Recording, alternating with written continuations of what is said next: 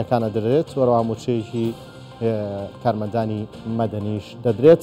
ئەمە راپۆرتی خشتەکانی بودجەی ساڵی 2024 بوو. کامڕۆ پەسەند کرا بزانین پەسەندکردنە چی لە دۆخی موچەی فەرمانبەرانی هەرێمی کوردستان ئەگۆڕێت. ئەم پرسە گفتوگۆکەم لەگەڵ بەڕێز ئیخلاس دێمی جێگری سەرۆکی لیژنەی دارایی لە پەرلەمانی عێراق لە بەغدا و لەگەڵماندایە. بەڕێز ئیخلاس دڵێمی سڵاوتان لەبێتۆم کاتتان باش. پەسەندکردنی خشتەکانی بودجەی عێراق بۆ ساڵی 2024 چی لە دۆخی موچەی فەرمانبەرانی هەرێمی کوردستان ئەگۆڕێ؟ ئایا کات کەیتر پێویستی بە سەردان و کۆبوونەوە و گفتوگۆ و هاتوچۆ نەبێت جارێکی دیکە بۆ ئەوەی موچە لە وادەی خۆیان بێت یاخود بودجەی بەشە بودجەی هەرێمی کوردستان بدرێت؟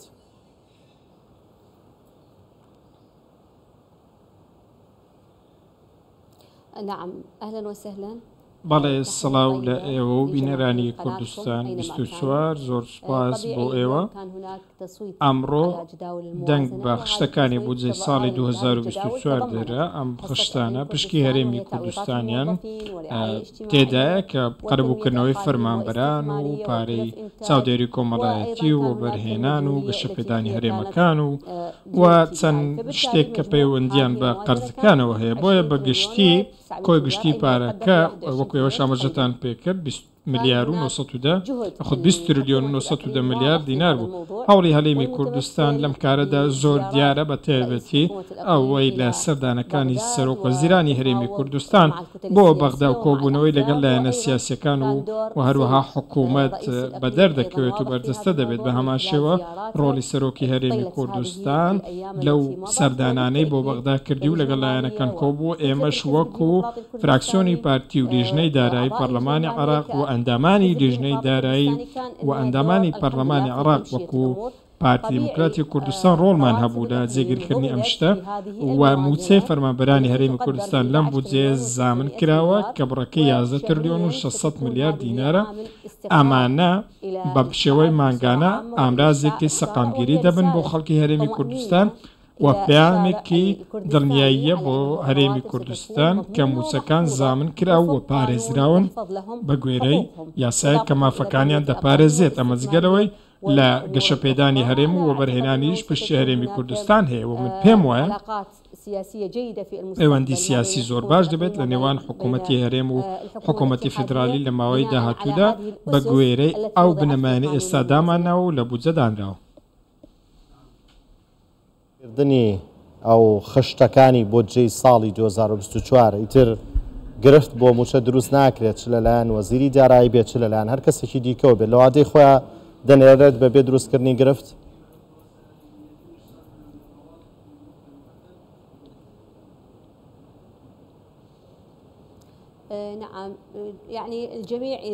بەڵێ هەموو لایەک ئەوەیان بەبیرەکە لە بودجەی ساڵی 2023 پارتی دیموکراتی کوردستان وەکو فراکسیۆنی پارتی وەکو ئەندامانی لیژنەی دارایی ئێمە ئەو بودجەمە ڕەت کردەوە چونکە کێشەی تێدا بوو، ئاڵنگاری زۆر گەورەی تێدا بوو، سەخت بۆ بودجەیە وەکو خۆی جێبەجێ بکرێت.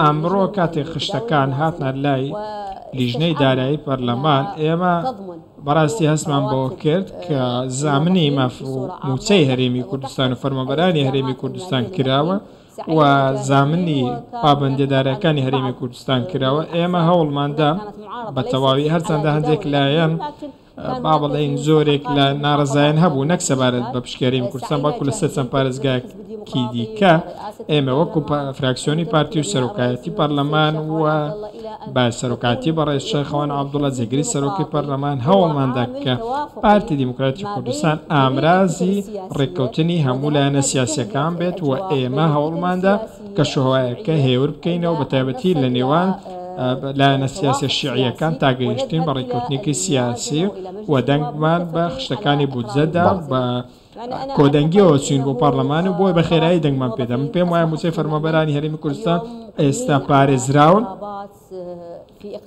ئێستا ڕوو لە هەڵبژاردنەکانی پەرلەمانی کوردستان دەکەین و هەڵبژاردنمان لە پێشدایە و من پێم وایە ئەم بودجەیە و ئەم خشتانەوا دەکەن کە هەڵبژاردنێکی سەقامگیر لە هەرێمی کوردستان بەڕێوە بچێت و بارودۆخی ئابووری هەرێمی کوردستان لە مەودوا بەرەو گۆڕان دەچێت و ئەمە هەواڵێکی خۆش بێت لە ڕێگەی کوردستان 24ەوە بۆ بینەران کە موچەکان لە کاتی خۆیدا هەموو مانگێک وەکو ناوچەکانی دیکەی عراق بە فەرمانبەرانی هەرێمی کوردستان دەگەن دوای پەسەندکردنی ئەم بودجەیە، چونکە ئەمە لە خشتەکان جێگیر کراوە و دواکەوتن نابێت دوا بکەوێت، چونکە موچە لە ئینفاقی فعلی و لە تەواوی پابەندیەکانی دیکە جیا کراوەتەوە کە پێشتر کاریگەریان لەسەر موچەی فەرمانبەران ناردنی بەشە بودجەی هەرێمی کوردستان هەبوو. ئێستا ئەم شتانە نەماون، ئێمە پێش ئەوەی بچینە دانیشتنەکە، چونکە وەکو پارتی لەگەڵ پارتە کوردستانیەکانی دیکە ڕێککەوتین و پەیوەندیمان بە سەرۆکوەزیرانەوە کرد کە لەسەر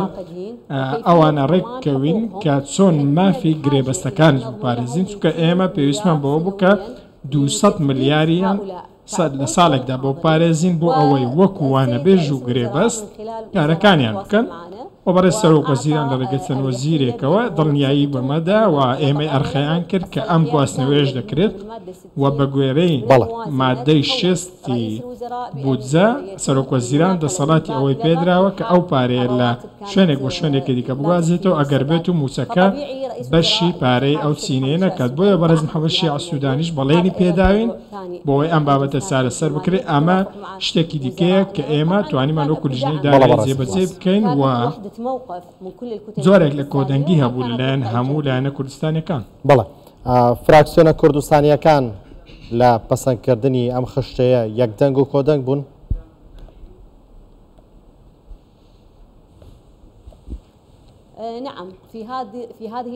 لەم خشتانە بەگشتی تەواوی پارتە کوردستانیەکان یەکگرتوو بوون و یەکدەنگ بوون وەکو با بڵێن کۆمەڵەی پارتی دادگەری ئیسلامی و هەروەها یەکگرتووی ئیسلامی و چەند لایەنەکانی دیکە و پارتە کوردستانیەکان بەگشتی پارتی دیموکراتی کوردستان هەمومان بە کۆدەنگی چوینە ژوورەوە. پێچەوانەی ئەو دانیشتانەی پێشوو کە بە شێوازێکی دیکە بوو و ناڕەزایی لە بەرامبەردا هەبوو لە ئەنجامیشدا بینیمان بەڕاستی دەرەنجامەکان بە دڵی خەڵکی کوردستان نەبوون، بەڵام ئەمڕۆ شتەکان جیاوازن. پارتە کوردستانیەکان یەکیان گر و زۆر سپاس بۆخوا ئەنجامی زۆر باشمان هەبوو. بودجە لە ئاست چاوەڕوانی ئێمەدا بوو، ڕاستە ئێمە چاوەڕێی زیاتر دەکەین، بەڵام بەلایەنی کەمەوە بۆ سەقامگیری ئابووری هەرێمی کوردستان ئامەکارێکی زۆر باش بوو و ئەم بودجێ ڕۆڵێکی زۆر باشی دەچێت تا کۆتایی ئەم ساڵیش بەم شێوەیە دەبێت سەبارەت بە موسەش بەماشێ. ئێستا کە خشتەکانی بودجەی 2024 پەسەند کراوە بۆ جێبەجێکردنی تا چەند پێویستی بە چاودێریکردن و وەدەداچوون هەیە؟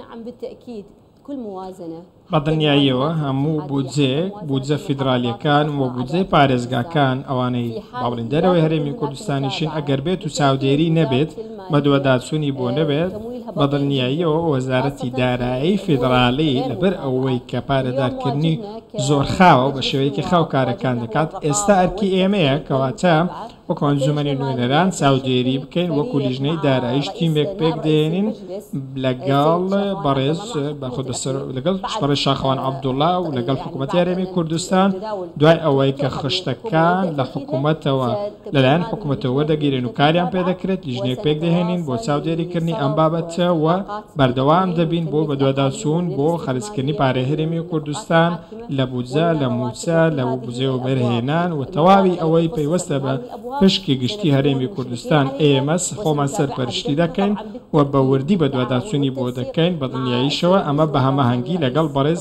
مەسرور بارزانی سەرۆکوەزیرانی هەرێمی کوردستان دەبێت. بەڵێ خشتەکانی بودجە پێشەوەی بگاتە پەرلەمانی عێراق هیچ گۆڕانکارێکی تێدا کرابوو؟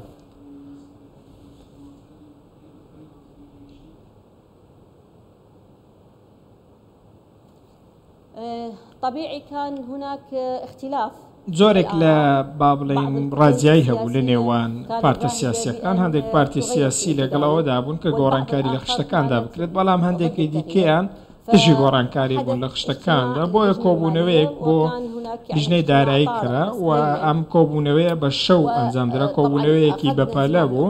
ئەو کاتە ئێمە هەوڵماندا دەست پێشخەری بکەین و کۆنتترۆلی بارودۆخەکە بکەین. ئێمە وەکو ئەندامانی پارتی دیموکراتی کوردستان و پارتە کوردستانیەکان چوینە ژوورەوە و لەگەڵ ئەو لایەنانە دەنگماندا کە لەگەڵ پشتگیریکردنی خشتەکانی بودجە بوون وەکو خۆی، واتە چۆن لە حکوومەتەوە هاتە بۆ شێوەیە پەسەند بکرێ و ئێمە دەنگمان بەو بڕیارەدا لەگەڵ ئەوەدا بووین وەلا هەمان کاتدا ڕەچاوی ئەوەمان کرد کە هەندێک پارێزگا بارودۆخی تایبەتی خۆیان هەیە و هەندێک پارتی سیاسی لە بارودۆخێکدان و داوایان کردووە شایستەی زیاتر بۆ هەندێک پارێزگای دیکە هەبن جگە لە هەرێمی کوردستان و ئێمە هاوکاری ئەوانیشمان کرد بەوەی کە تێبینیەکمان زیاد کرد بۆ ئەنجومەنی وەزیرانی فیدرالی بەوەی کە بڕی 2 تریلیۆن دینار توانای گواستنەوەی تێدا هەبێت ئەوانەی لە دەرەوەی هەرێمی کوردستانن و هەر یەکەیان بە شێوازێک کەواتە بە گوێرەی ژماری دانیشتوان و ڕێژەی هەژاری شارەکەدا ئەمەمان زیاد کرد بۆ چارەسەرکردنی ئەم بابەتە